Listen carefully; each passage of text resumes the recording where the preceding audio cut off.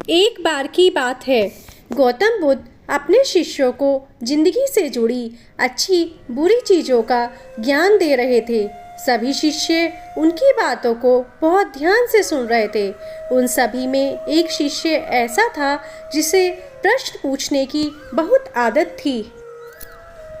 वो उठकर गौतम बुद्ध के पास गया और उनसे बोला, आप हमें जिंदगी के बारे में जो कुछ सिखा रहे हैं उस सब का क्या फ़ायदा, क्योंकि हम में से बहुत से बच्चों को ये भी नहीं पता कि हमारे जीवन का मूल्य क्या है और यह जीवन हमारे लिए कितना कीमती है। पहले आप हमें यह बताइए कि इस जीवन का मूल्य क्या है। अपने शिष्य की बात सुनकर गौतम बुद्ध अपने कक्ष में गए और एक चमकता हुआ पत्थर का टुकड़ा लेकर आए।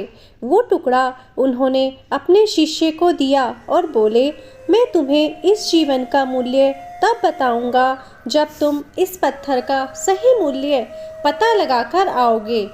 साथ ही ये ध्यान रखना कि तुम्हें यह पत्थर का टुकड़ा किसी को बेचना नहीं है। गौतम बुद्ध की बात मानकर वो शिष्य बाजार की तरफ चला गया। बाजार में सबसे पहले उसकी नज़र एक फल बेचने वाले पर पड़ी और उसने वह पत्थर उस फल वाले को दिखाया और बोला, इस पत्थर के बदले आप मुझे कितने फल दे सकते हो। फल वाला बोला, यह पत्थर कुछ खास तो नहीं है, लेकिन फिर भी इसके बदले में तुम्हें 10 केले दे सकता हूँ। वो शिष्य उस पत्थर को लेकर आगे चला गया। फिर उसे एक सब्जी वाला मिला। शिष्य ने उस सब्जी वाले से उस पत्थर की कीमत पूछी। सब्जी वाले ने उस पत्थर को ध्यान से देखा और बोला, इस पत्थर की कीमत के बदले में तुम्हें ज़्यादा से ज़्यादा 1 बोरी भरकर सब्जियां दे सकता हूँ। इसके बाद वो शिष्य उस पत्थर को लेकर एक सोने के व्यापारी के पास गया। उस पत्थर के टुकड़े की चमक देखते ही उस सुनार ने उसकी कीमत 100 सोने के सिक्के लगाई। शिष्य ने वह टुकड़ा बेचने से मना किया तो वह सुनार उसके बदले 200 सोने के सिक्के देने को भी राजी हो गया। लेकिन शिष्य ने वह पत्थर नहीं बेचा। इसके बाद वह शिष्य एक हीरो के व्यापारी के पास गया और उनके सामने उसने उस पत्थर के टुकड़े को रख दिया। उस पत्थर को देखते ही हीरो के व्यापारी ने एक साफ कपड़ा बिछाया, उस पत्थर को उसके ऊपर रखा, फिर उसकी परिक्रमा की और हाथ जोड़कर उस पत्थर को कपड़े में लपेटते हुए वह बोला, तुम जिसे मामूली पत्थर समझकर उसकी कीमत पूछ रहे हो, असल में यह एक बेशकीमती रूबी है। ऐसा रूबी हर किसी को नहीं मिलता। मैं अगर अपना सब कुछ बेच भी दूं तो भी इसकी कीमत नहीं चुका सकता। उस व्यापारी की बातें सुनकर वह शिष्य हैरान हो गया। वह दौड़ा दौड़ा सीधा बुद्ध के पास आया और उन्हें उसने जो कुछ भी बाजार में हुआ वह सब बताया।